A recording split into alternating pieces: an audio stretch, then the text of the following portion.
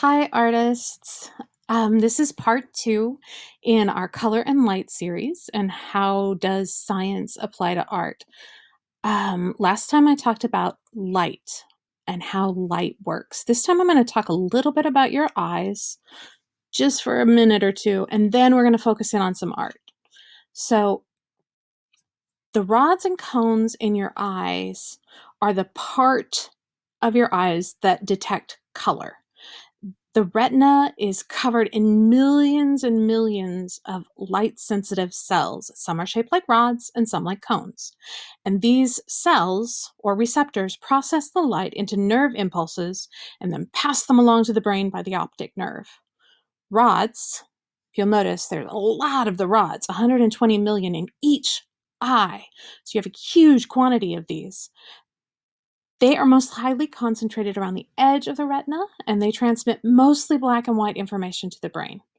As rods are more sensitive to dim light than the cones, you lose your color vision a lot in dusky light, like at the end of the day. And your peripheral vision is also less colorful because of the way that the rods are around the eye. It's the rods that help your eyes adjust when you enter a dark room. Now, notice that the cones, there's much less of them. There's only 6 million in each eye. However, these guys are responsible for the quality of what you see. They are concentrated in the middle of the retina, with fewer on the outside edge, and they transmit the higher levels of light intensity that create the sensation of color and visual sharpness. There are 3 types of cone-shaped cells. Each is sensitive to long, medium, or short wavelengths. They don't see all of it. And these cells work together with nerve cells to give the brain enough information to interpret and name colors. Not all cones are sensitive to the color of light in the same way. Some cones are more sensitive to red, others are more sensitive to green, and finally the last ones are more sensitive to blue. But don't mishear me here. There isn't one type of cone per one color. The colors are reconstituted and they kind of blend back together into a mixture of the perception of light. But they mainly see blue, green, and red. And that's the science of your eyes. I have some really random, weird facts about your eyes and color. The blue cones are really centered on the blue, and the green cones are really centered on the green. However, what we call red cones is really centered more on yellow.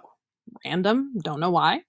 Your eye has a more extensive sensitivity to green than to red or blue, so we see way more shades of green. And the last one is that the human eye can perceive more variations in warm colors than in cool colors, because almost 2/3 of the cones process the longer light wavelengths. So that's the red and the orange and the yellow. Okay, so we've talked about eyes.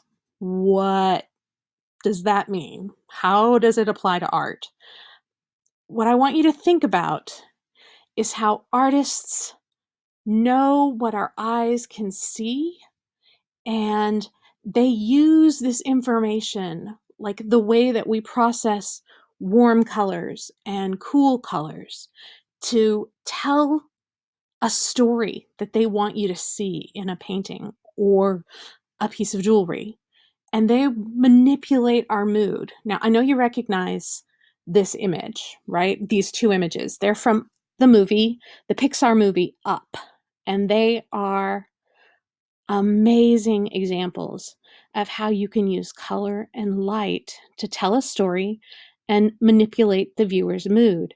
The image on the left of your screen is towards the beginning of the movie, when they are happy and in love, and they have all these dreams ahead of them.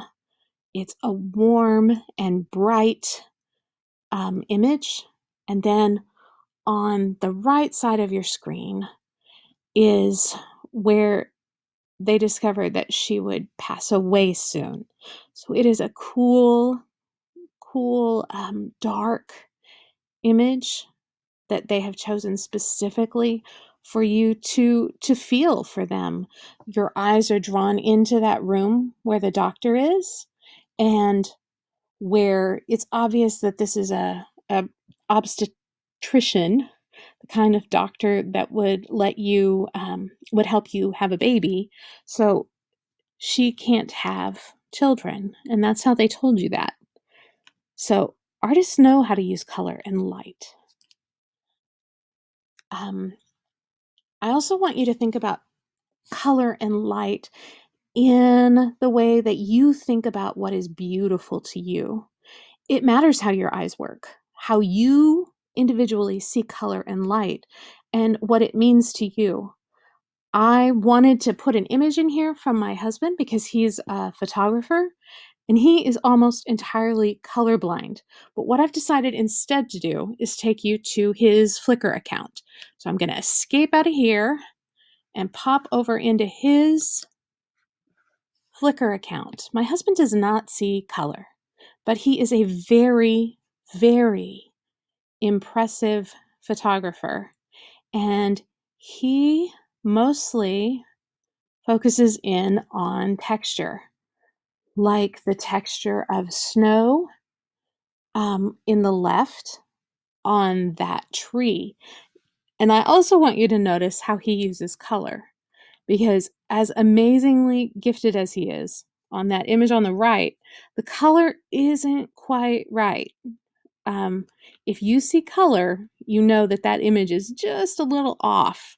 The snow is a little bit too warm, a little bit too pink. I want you to see the next three images too.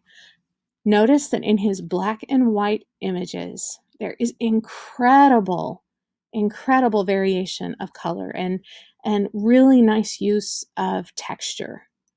I feel like this one in the middle, the swing set chains, he actually works really well with color. This is one where he really did succeed in using color.